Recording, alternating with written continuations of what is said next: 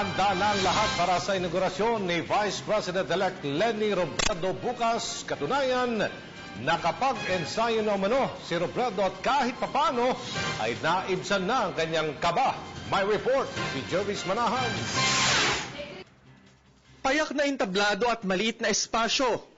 Dito manunumpa bilang bagong pangalawang pangulo si Leni Robredo. Sa mismong likod ng Quezon City Reception House gagawin ng inaugurasyon, kung saan din siya opisyal na mag-o-opisina. Kulang 24 oras bago ang panunumpa, inabutan namin sila na patuloy na naghahanda. Covered ang lugar para hindi magka-problema sakaling umulan. Simple lang ang magiging programa bukas. Sisimulan ito sa isang flag raising ceremony na pangungunahan ng mga kinatawan ng iba't ibang sektor. Magkakaroon din ng isang interfaith service bago ang opisyal na oath-taking. Pero kung pagbabatayan natin yung mga nakaraan niyang mga pahayag, inaasahan natin na may mga sasabihin siya tungkol sa pagkakaisa, tungkol sa pag-move forward mula sa ating naganap na eleksyon, at sana talagang tutukan natin yung mga taong pinakanangangailangan ng mga serbisyo mula sa pamahalaan. Crew na short Filipiniana raw ang isusuot ni Robredo sa kanyang inaugurasyon. Ang kanyang bunsong anak na si Jillian ang hahawak ng Biblia habang nanunumpa siya kay Captain Ronaldo Coner ng Punta Tarawal, Camarines Sur, at sa Kapitan ng Barangay Mariana sa Quezon City. Hanggang ngayon, parang panaginip pa rin daw kay Kapitan Ronaldo ang pagpili sa kanya sa oath-taking. Noong una kong malaman, medyo kinabahan na ako na pero parang natakot ako siguro.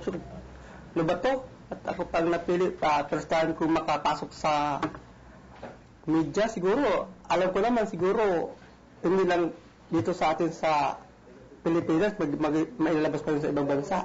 Kinabahan talaga ako noon. Sabi ko, ba't ganito lang ko pa?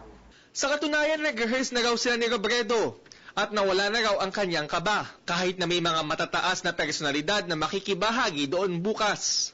Inaasahan na dalo ang running mate ni Robredo noong eleksyon na si Mar Rojas, ang campaign manager niya na si Bam Aquino, ang presidential sister niya si Chris Aquino, Senate President Franklin Drilon, at Senador Francis Pangilinan.